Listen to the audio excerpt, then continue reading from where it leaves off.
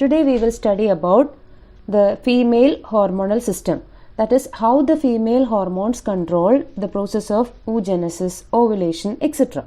The female hormonal system, it consists of three hierarchies of hormones, as we can say. The first category of hormones is released by the hypothalamus, which is located in the brain. It is a part of the brain, and this hypothalamus releases a hormone which is called as gonadotropin releasing hormone, or GnRH. This GnRH released by the hypothalamus will influence the anterior pituitary gland to release hormones which are called as FSH and LH. FSH is follicle stimulating hormone and LH is luteinizing hormone. So these hormones are secreted by the anterior pituitary in response to the release of GnRH from the hypothalamus. Now coming to the third hierarchy of hormones. Under the influence of FSH and LH, which is secreted by the anterior pituitary, the ovary starts secreting two hormones which are called as estrogen and progesterone. So these are the hormones which come under the female hormonal system.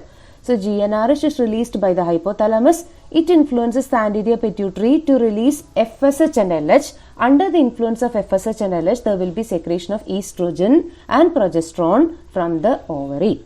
But we have to understand one thing, that these hormones are not secreted always in the same amount throughout the female menstrual cycle. In the female reproductive cycle, you cannot expect the same amount of these hormones to be released all days, but they are secreted at different rates during different parts of the cycle. So for that, we have to just see the duration of the female reproductive cycle, which is an average of 28 days. And in this cycle, there are two significant events or two significant results of this female sexual cycle. The first thing is that the reproductive cycle lasts for about 28 days, that is 1 month. We can consider it as 1 month. So in each reproductive cycle or each month, only a single ovum will be released from the ovary. If it is the left ovary that releases ovum this month, next month right ovary will take over. So like that, the ovum will be released alternatively from the ovaries. So this is to ensure that at a time only one single fetus will grow. So it is for that purpose that only single ovum will be released during each reproductive cycle. So that is the first thing to be taken care of. Second is if the released ovum, if it is fertilized by a sperm, it will develop into a zygote, and then it has to grow inside the uterus. It has to develop into the fetus and grow inside the uterus, for which the uterus has to make necessary preparation. So in each reproductive cycle, the uterine endometrium starts preparations in advance for implanting the fertilized ovum at the required time of the month. Because once fertilization occurs and once it forms the zygote, its further growth will take place in the uterus, attaching to the wall of the uterus. So for that, the uterus has to prepare a bed, or it has to make necessary arrangements for implantation of the ovum. So every month such a preparation occurs in the uterus. So for all these changes, we will see how these hormones help in. So as I already told you, this hypothalamus, it releases the gonadotropin releasing hormone. Under the influence of this GnRH, the pituitary gland releases LH and FSH. Under the influence of LH and FSH, the ovary secretes estrogen and progesterone, and their effects are noticed in the uterus also.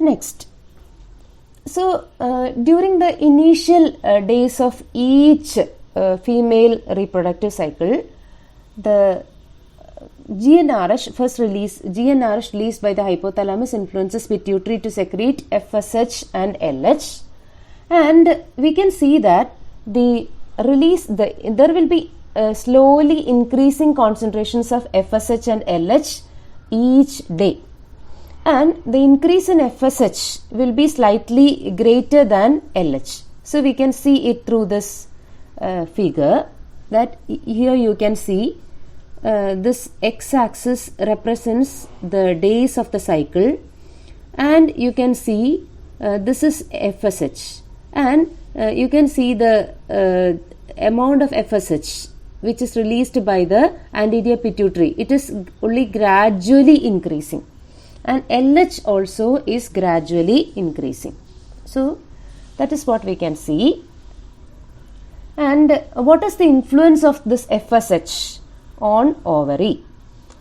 FSH will cause the growth of follicles inside the ovary each month, because each month a set of follicles, a set of primary follicles start their development. It is under the influence of FSH. That is why it is called as follicle stimulating hormone.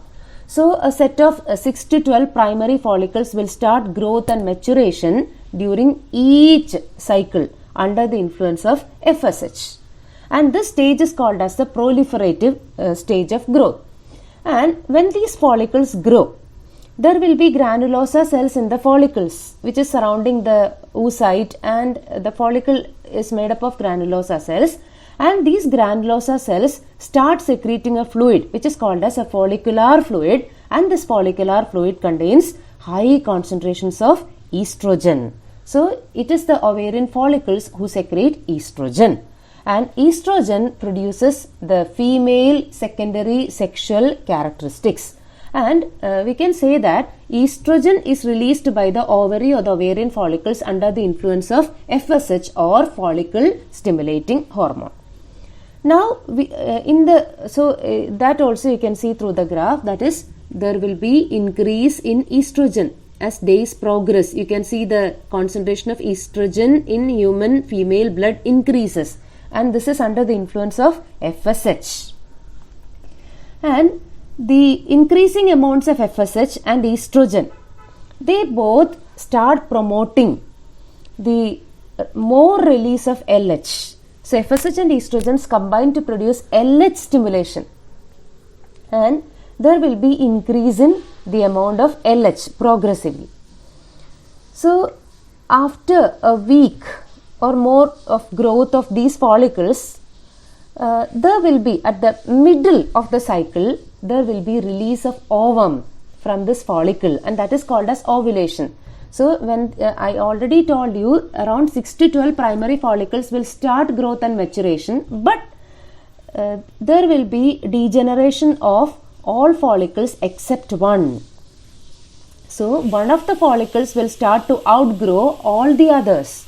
The remaining 5 to 11 developing follicles will start involution, or they will degenerate, and that process is called as follicular atresia. So by the time of ovulation, there will be only one follicle which has undergone full growth and maturation, and that is called as the Graafian follicle. And this Graafian follicle has to rupture in order to release ovum, and this rupture or release of ovum or which process called as ovulation occurs on the 14th day of the cycle. And we will see how hormones influence ovulation process. This ovulation in a woman who has a 28-day female sexual cycle occurs during the 14th day, and it is LH that mainly causes ovulation. So LH, even though the growth of follicles is FSH contributes more to the growth of ovarian follicles, the final follicular growth is also influenced by LH. LH is necessary for final follicular growth, because even if large amounts of FSH is available, without the presence of LH, the follicle will not progress to the stage of ovulation. So for ovulation, LH is necessary. So around 2 days before ovulation, the rate of secretion of LH by the anterior pituitary will markedly increase. That you can see here. Here you can see, here the amount of LH is slowly increasing, but by the 12th day, you can see a peak of LH. There will be a surge of LH here. When all these initial days, the amount of LH was slowly increasing. Just 2 days before ovulation, you can see a surge of LH, which is called as the LH surge. And FSH levels also increase, as you can see here. The level of FSH also increases by this day. And this increasing LH as well as FSH will act together, or they will act synergistically to cause rapid swelling of the follicle during the last few days just before ovulation.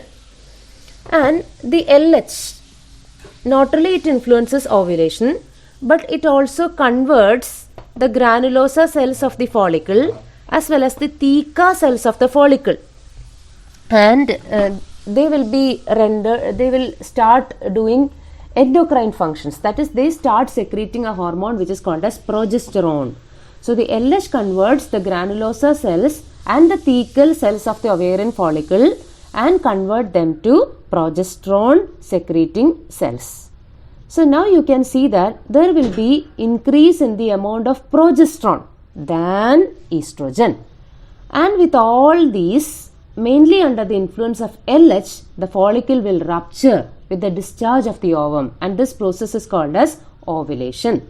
So you can see the LH surge here, the FSH also increases here, and you can see that there will be increase in the amount of progesterone after ovulation. So after ovulation, progesterone increases, whereas estrogen suddenly diminishes. Now, during the first few hours after the ovum is released from the follicle during ovulation, under the influence of LH, the granulosa cells and the theca interna cells, they will change into yellow colored cells with deposition of yellow pigment, and they are called as lutein cells. And this is under the influence of LH. And this process is called as luteinization. So LH not only induces ovulation, but it also converts the remnants of the ruptured Graafian follicle, that is the remaining granulosa cells and theca cells, into lutein cells or yellow colored cells, and this mass of yellow colored cells is called as corpus luteum. So this is the corpus luteum. So this is the ruptured Graafian follicle, and here you can see the corpus luteum. It is formed by the surrounding follicular cells and the theca internal cells. And this corpus luteum, the structure called corpus luteum, they start secreting progesterone. So corpus luteum now takes over the secretion of progesterone. It secretes more progesterone and only very less amounts of estrogen. And what happens to the corpus luteum? The corpus luteum starts increasing in size. You can see the corpus luteum starts increasing in size, and by about 7 to 8 days after ovulation, it will grow to maximum size, that is about 1.5 centimeters in diameter. So after 7 to 8 days of ovulation, there will be the maximum size of corpus luteum attained, that is about 1.5 centimeter. Now, it is corpus luteum that secretes progesterone. What is the function of progesterone? When estrogen created female secondary sexual characteristics, what was the function of progesterone? Progesterone is the one that will make preparations for pregnancy, because pregnancy is supported by the uterus. It occurs inside the uterus. So progesterone is the hormone that promotes changes in the uterine endometrium as a preparation for pregnancy.